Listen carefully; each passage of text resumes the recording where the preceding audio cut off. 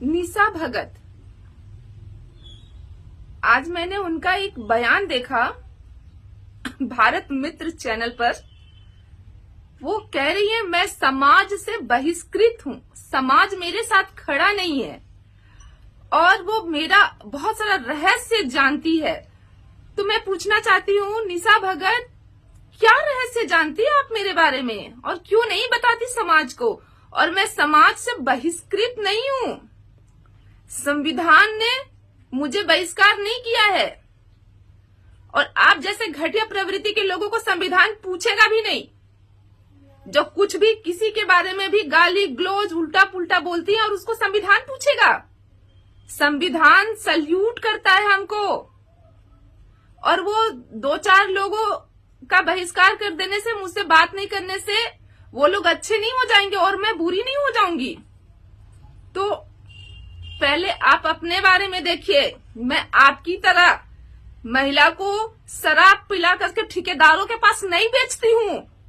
मैंने आपका कर्जा नहीं खाया है, लेकिन आपने मेरा कर्जा खाया है। आप 5,000 पैसा क्यों ली थी मेरे से याद है ना?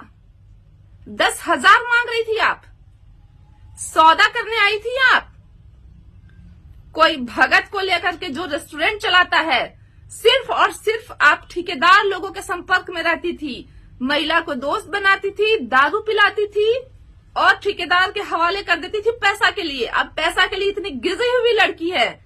मैं आपका सच्चाई सीना ठोक के बता रही हूं और अगर मैं सिर्फ केस करती हूं, उसके अलावा मेरा कोई भी एक सच्चाई आप तो छोड़िए ना, किसी के पास भी है तो कोई बता दे। अगर मैं गलत होती और मेरा कोई राज होता तो जिससे मैं लड़ रही हूं ना, पूरे सिस्टम के ढांचा से लड़ रही हूं, पूरे प्रशासन डिपार्टमेंट से लड़ रही हूं, वो लोग मुझे छोड़ देते क्या? आज राज्य सरकार का 10 सिक्योरिटी मेरे पास है। बिना वजह तो कोई किसी को सरकार सुरक्षा नहीं प्रोवाइड कराता है।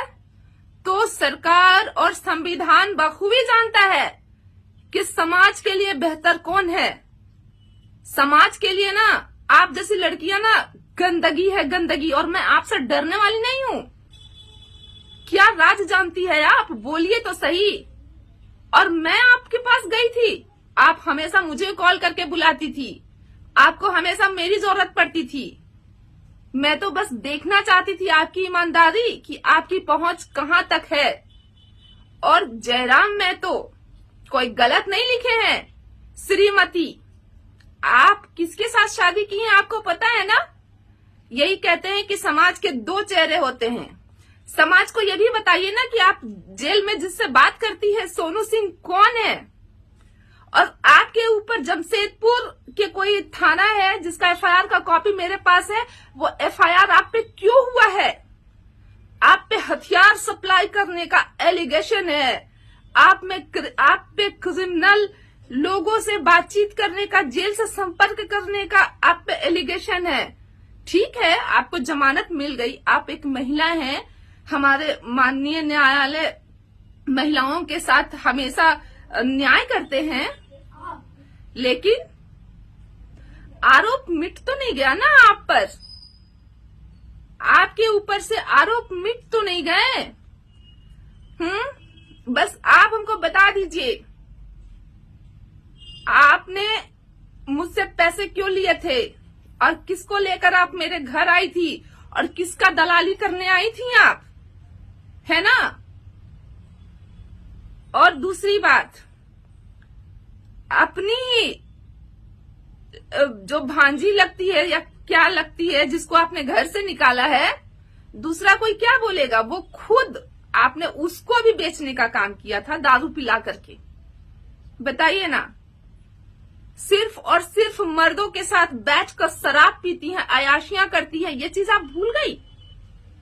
और आप में हिम्मत है ना तो कोई एक वीडियो भी बता दीजिए। आपके पास तो बहुत वीडियो पहुंचे और मैं आपके परिवार पर लांछन नहीं लगाई हूं। आपकी माँ आज भी रोज क्रूस पहनती है, क्रिश्चियन है कि नहीं है?